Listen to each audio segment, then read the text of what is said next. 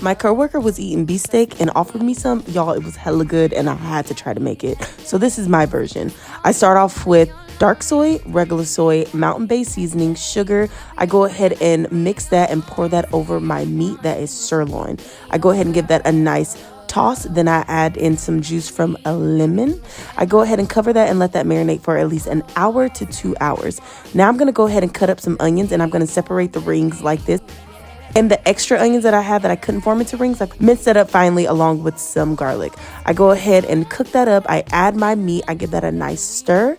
And now I'm going to add in the rest of the juice from the marinade along with a little bit of water and a cornstarch slurry. Now I'm going to go ahead and add my onions on one side, get that coated with the juice, and now I'm going to fully incorporate the onions and the meat mixture. It's going to look a little something like this when it's done. I top it with some green onions and period. Beefsteak Tagala. Shout out to you, Roger, and thank you for sharing your lunch.